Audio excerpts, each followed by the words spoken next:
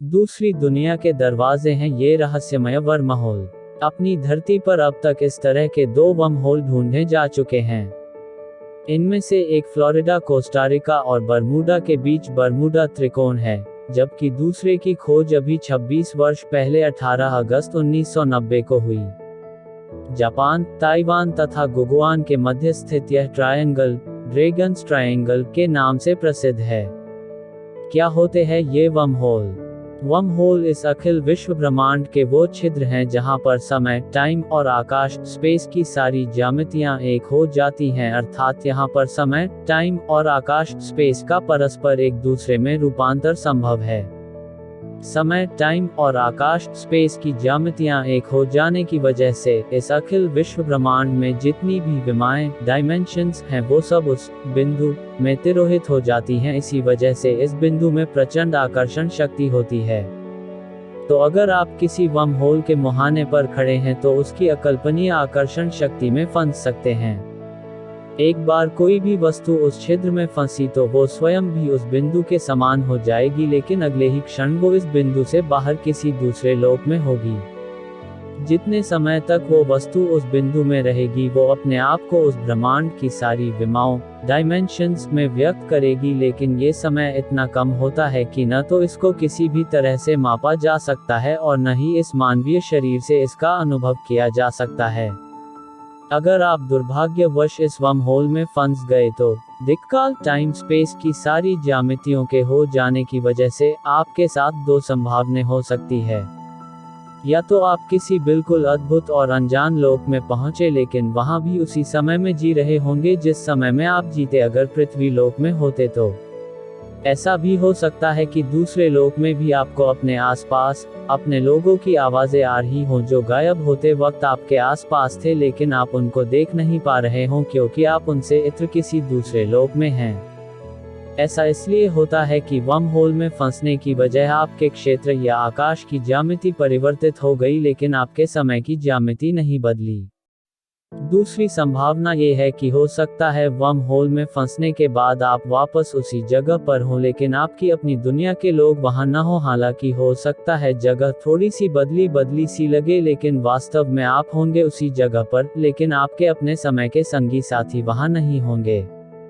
ऐसा समय की ज्यामिति परिवर्तित होने से होता है, यानी आपके स्थान या आकाश स्पेस की ज्यामिति तो वही रही, लेकिन समय की ज्यामिति बदल गई। आप अपने ही लोक, अपने ही ग्रह पर, लेकिन किसी और समय में होंगे। यद्यपि वर्महोल की परिकल्पना वैज्ञानिकों के लिए अभी भी चुनौतीपूर्ण बनी हुई है, लेकिन ब्रह्मांड के अद्भुत रहस्यों में से एक वर्महोल ने कई अनसुलझी गुत्थियों को सुलझा भी दिया है।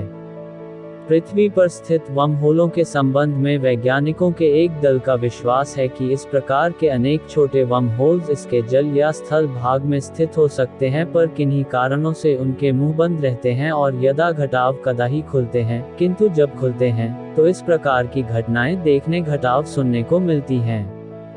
ये छिद्र कभी घटाव कभी ही क्यों खुलते हैं और अधिकांश समय बंद क्यों रहते हैं? इस संबंध में जानकारी प्राप्त करने के लिए वैज्ञानिक अब पृथ्वी स्थित अपनी प्रयोगशाला में ही छोटे आकार के वर्महोल विनिर्मित करने का प्रयास कर रहे हैं, ताकि उनकी प्रकृति के बारे में गहराई से अध्ययन किया जा सके।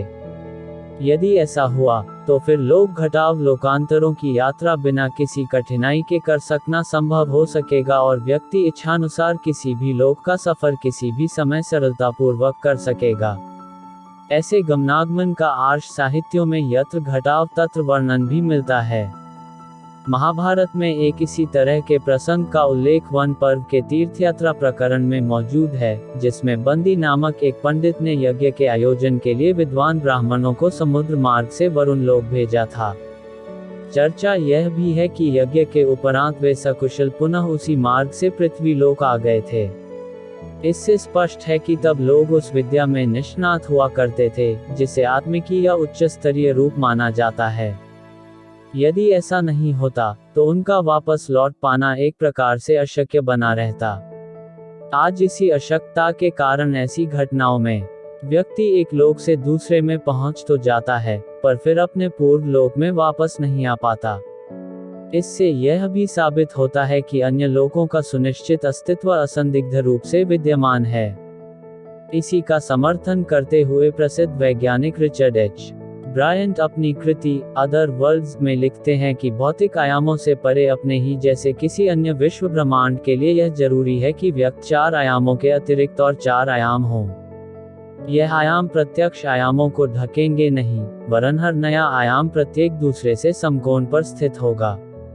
वे कहते हैं कि यद्यपि इस प्रकार की विचारधारा सिद्धांत रूप में संभव नहीं है, फिर भी गणितीय रूप से इसे दर्शाया जा सकता है.